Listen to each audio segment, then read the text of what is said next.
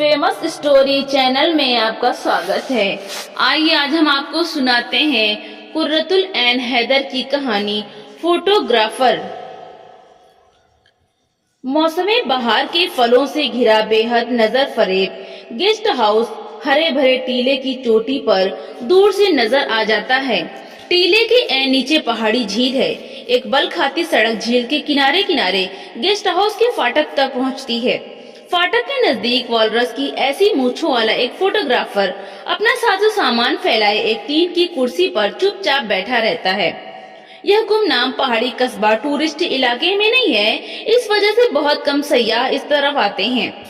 चुनाचे जब कोई माहे असल यानी मानने वाला जोड़ा या कोई मुसाफिर गेस्ट हाउस में आ पहुंचता है तो फोटोग्राफर बड़ी उम्मीद और सब्र के साथ अपना कैमरा संभाले बाकी सड़क पर टहलने लगता है। बाग के माली से उसका समझौता है। गेस्ट हाउस में ठहरी किसी नौजवान खातून के लिए सुबह सवेरे गुलदस्ता ले जाते वक्त माली फोटोग्राफर को इशारा कर देता है और जब माहे असल मानने वाला जोड़ा नाश्ते के बाद नीचे बाग में आता है तो माली और फोटोग्राफर दोनों उनके इंतजार में चौकस मिलते हैं। फोटोग्राफर मुद्दतों से यहाँ मौजूद है, न जाने और कहीं जाकर अपनी दुकान क्यों नहीं सजाता, लेकिन वो इसी कस्बे का बाशिंदा है। अपनी झील और अपनी पहाड़ी छोड़कर कहाँ जाए। इस फाटक की पुलिया पर बैठे बैठे उसने बदलती दुनिया के रंगारंग तमाशे देखे हैं। पहले यहाँ साहब लोग आते थे, बरतानवी प्लांटर्स सफेद सोला हैट पहने कॉलोनियल सर्विस के जगादारी ओहदेदार, उनकी मेम लोग और बाबा लोग। रात भर शराबें उड़ाई जाती थीं और ग्रामोफोन चीखते थे और गेस्ट हाउस के निचले ड्राइंग रूम के चौबे फर्श पर डांस होता था। दूसरी बड़ी लड़ाई के जमाने में अमेरिकन आने लगे थे, फिर मुल्क को आजादी मिली और इक्का दुक्का सयाह आने शुरू हुए। या सरकारी अफसर या नए ब्याहे शामों को झील पर झुकी धनुष का नजारा करना चाहते हैं। ऐसे लोग जो सुकून और मोहब्बत के मुतलाशी हैं, जिसका जिंदगी में वजूद नहीं। क्यों हम जहाँ जाते हैं फना हमारे साथ है, हम जहाँ ठहरते हैं फना हमारे साथ है, फना मुसलसल हमारी हमसफर है। गेस्ट हाउस में मुसाफिरों की आवक जावक जारी है। फोटोग्राफर के कैमरे की आंख यह सब देखती है और खामोश रहती है। एक रोज शाम पड़े एक नौजवान और एक लड़की गेस्ट हाउस में आकर उतरे। यह दोनों अंदाज से माहे असल मनाने वाले मालूम नहीं होते थे, लेकिन बेहद मसरूर और संजीदा से वो अपना सामान उठाए ऊपर चले गए। ऊपर की मंजिल बिल्कुल खाली पड़ी थी। जीने के बराबर में डाइनिंग हॉल था और उसके बाद 3 बड़े रूम।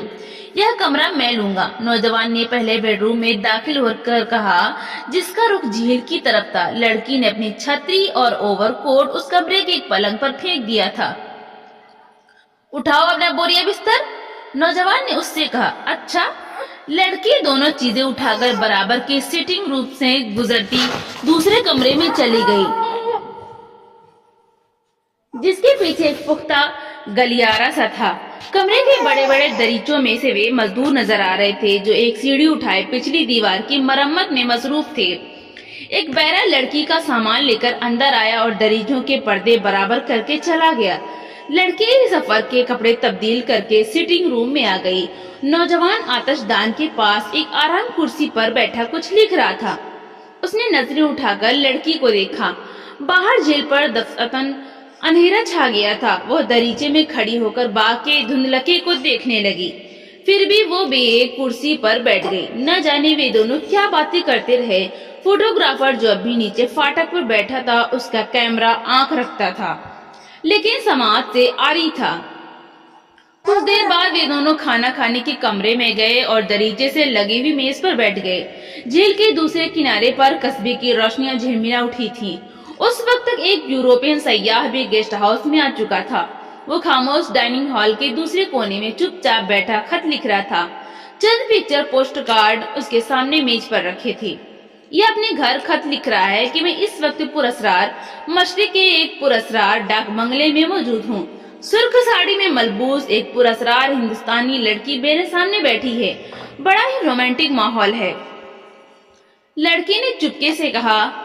उसका साथी हंस पड़ा। खाने के बाद वे दोनों फिर सिटिंग रूम में आ गए। नौजवान अब उसे कुछ पढ़कर सुना रहा था।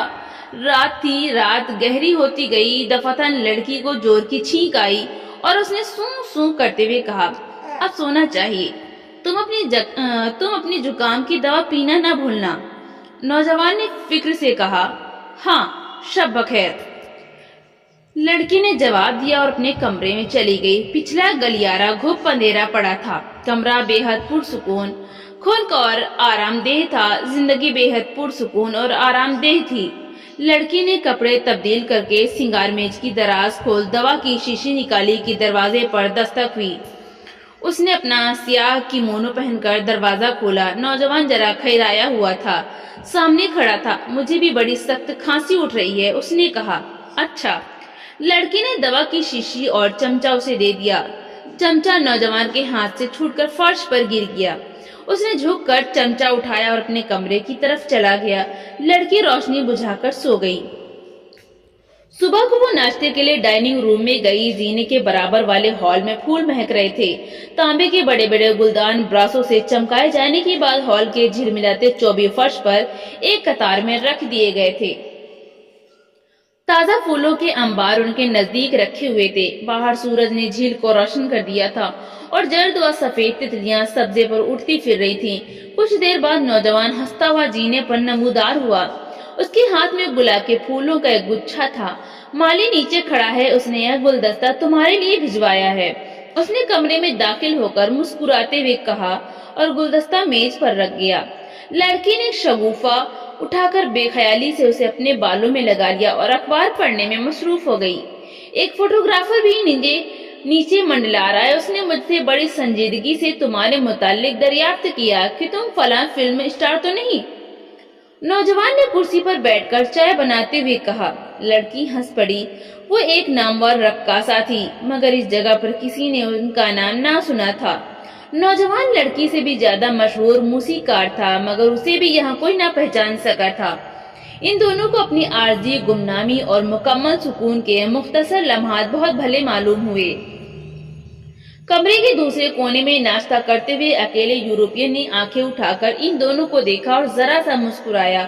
وہ بھی ان دونوں کی خاموش مسرت میں شریک ہو چکا تھا۔ ناشتہ کے بعد دونوں نیچے گئے اور باغ کے کنارے گلموہر کے نیچے کھڑے ہو کر جھیل کو دیکھنے لگے۔ فوٹوگرافر نے اچانک چھلاوے کی طرح نمودار ہو کر بڑے ڈرامائی انداز میں ٹوپی اتاری اور ذرا جھک کر کہا، فوٹوگراف لیڈی؟ لڑکی نے گھڑی دیکھی۔ ہم لوگوں کو ابھی باہر جانا ہے، دیر ہو جائے گی۔ لیڈی؟ فوٹوگرافر نے پاؤں منیر پر رکھا اور ایک ہاتھ پھیلا کر باہر کی دنیا کی طرف اشارہ کرتے ہوئے جواب دیا۔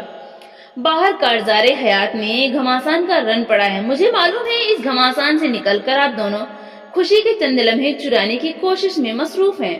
دیکھیے، اس جھیل کے اوپر دھنو پل کی پل میں غائب ہو جاتی ہے، لیکن میں آپ کا زیادہ وقت نہ لوں گا۔ ادھر آئیے۔ بڑا لسان فوٹوگرافر ہے، لڑکے نے چپکے سے اپنے ساتھی سے کہا۔ مالی جو گویا اب تک اپنے کیوں کا منتظر تھا، دوسرے درخت کے پیچھے سے نکلا اور ایک لپک کر ایک گلدستہ لڑکی کو پیش کیا۔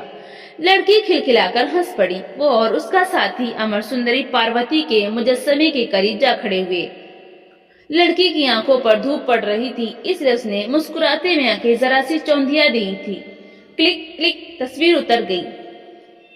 تصویر آپ کو شام کو مل جائے گی۔ Thank you lady. Thank you sir. Photographer نے ذرا سا جھک کر دوبارہ ٹوپی چھوئی۔ لڑکی اور اس کا ساتھی کار کی طرف چلے گئے۔ سیر کر کے وہ دونوں شام لوٹ پڑے۔ سندھیا کی نارنگی روشنی میں دیر تک باہر گھاس پر پڑی کرسیوں پر بیٹھے رہے۔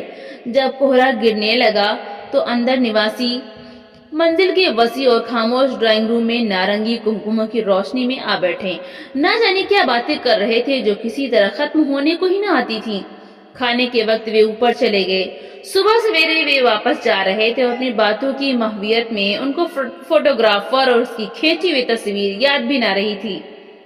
صبح کو لڑکی اپنے کمرے میں ہی تھی جب بیرے نے اندر آ کر ایک لفافہ پیش کیا۔ فوٹوگرافر صاحب یہ رات کو دے گئے تھے، اس نے کہا۔ اچھا، اس نے سامنے والے دراز میں رکھ دو، لڑکی نے بے خیالی سے کہا اور بال بنانے میں جٹی رہی۔ ناشتے کے بعد سامان باندھتے ہوئے اس نے دراز کھولنا یاد نہ رہا اور جاتے وقت خالی کمرے پر ایک سرسری نظر ڈال کر وہ تیز تیز چلتی کار میں بیٹھ گئی۔ نوجوان نے کار سٹارٹ کر دی۔ کار فاٹک سے باہر نکلی۔ फोटोग्राफर ने पुलिया पर से उठकर टोपी उतारी, मुसाफिरों ने मुस्कुराकर हाथ हिलाए, कार ढलवान से नीचे रवाना हो गई। यह वालरस की ऐसी मूंछों वाला फोटोग्राफर अब बहुत बूढ़ा हो चुका है और उसी तरह उस गेस्ट हाउस के फाटक पर टीन की कुर्सी बिछाए बैठा है और सयाहों की तस्वीरें उतारता रहता है, जो अब नई फजाई सर्विस शुरू होने की वजह से बड़ी तादाद में इस तरफ आने लगे हैं। लेकिन इस वक्त एयरपोर्ट से जो टूरिस्ट कोच आकर फाटक में दाखिल हुई, उसमें से सिर्फ एक खातून अपना अटैची केस उठाए बरामद हुई और ठिठक कर उन्होंने फोटोग्राफर को देखा, जो कोच को देखते ही फौरन उठ खड़ा हुआ था। मगर किसी जवान और हसीन लड़के के बजाय एक अधेड़ उम्र की बीवी को देखकर मायूसी से दोबारा जाकर अपनी टीन की कुर्सी पर बैठ चुका था। खातून ने दफ्तर में जाकर रजिस्टर में अपना नाम दर्ज किया और ऊपर चली गईं। गेस्ट हाउस सुनसान पड़ा था। सयाहों की एक टोली अभी आगे रवाना हुई थी और बैरे कमरे की झाड़ पोंछ कर चुके थे और डाइनिंग हॉल में दरीचे के नीचे सफेद बुर्राक मेज पर छुरी कांटे जगमगा रहे थे। नववारिद खातून दरमियानी बेडरूम में से गुजरकर पिछले कमरे में चली गईं और अपना सामान रखने के बाद फिर बाहर आकर झील को देखने लगीं। चाय के बाद वो खाली सिटिंग रूम में जा बैठी और रात हुई तो जाकर अपने कमरे में सो गई। गलियारे में कुछ परछाइयों ने अंदर झांका तोड़कर दरीचे में गई, जहां मजदूर दिन भर काम करने के बाद सीढ़ी दीवार से लगी छोड़ गए थे। गलियारा भी सुनसान पड़ा था। वो फिर पलंग पर आकर लेटी तो चंद मिनट बाद दरवाजे पर दस्तक हुई। उन्होंने दरवाजा खोला, बाहर कोई न था। सिटिंग रूम भाई भाई कर रहा था। वो फिर आकर लेट रही। कमरा बहुत सर्द था। बहू को उठाकर उन्होंने अपना सामान बांधते हुए सिंगार मेज की दराज खोली तो उसके अंदर बिछे पीले कागज के नीचे से एक लिफाफे का कोना नजर आया, जिस पर उनका नाम लिखा था। खातून ने जरा ताज्जुब से लिफाफा बाहर निकाला। एक काकरोच कागज की तह में से निकलकर खातून की उंगली पर आ गया। उन्होंने टहलकर उंगली झटकी और लिफाफे में से एक तस्वीर सरक कर नीचे गिर गई, जिसमें एक नौजवान और एक लड़की अमर सुंदरी पार्वती के मुजस्समे के करीब खड़े मुस्कुरा रहे थे। तस्वीर का कागज पीला पड़ चुका था। खातून चंद लम्हों तक गुमसुम उस तस्वीर को देखती रहीं, फिर इसे अपने बैग में रख लिया। बैरे ने बाहर से आवाज दी कि एयरपोर्ट जाने वाली कोच तैयार है। खातून नीचे गईं। फोटोग्राफर ने मुसाफिरों की ताक में बाग की सड़क पर टहल रहा था। उसके करीब जाकर खातून ने बेतकल्लुफी से कहा, कमाल है, 15 बरस में कितनी बार सिंगार मेज की सफाई की गई होगी, मगर ये तस्वीर कागज की नीचे इसी तरह पड़ी रही। फिर उनकी आवाज में झल्लाहट आ गई, और यहाँ का इंतजाम इतना खराब हो गया है, कमरे में काकरोच ही काकरोच। फोटोग्राफर ने चौंक कर देखा।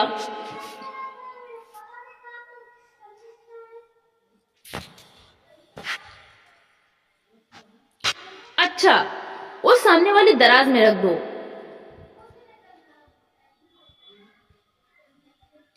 फोटोग्राफर ने चौंक कर उनको देखा और पहचानने की कोशिश की।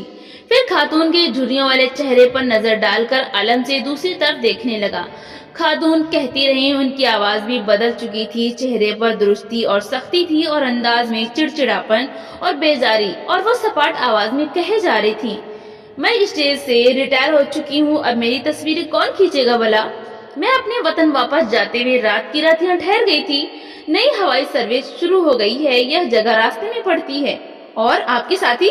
फोटोग्राफर ने आहिस्ता से पूछा। कोच ने हॉर्न बजाया। आपने कहा था ना कि कारजारे हयात में घमासान का रंग पड़ा है, इसी घमासान में कहीं खो गए। कोच ने दोबारा हॉर्न बजाया और उनको खोए हुए भी मुद्दत गुजर गई। अच्छा, खुदाफिज।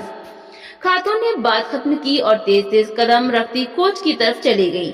वालरस की ऐसी मूंछों वाला फोटोग्राफर फाटक के नजदीक जाकर अपनी टीम की कुर्सी पर बैठ गया।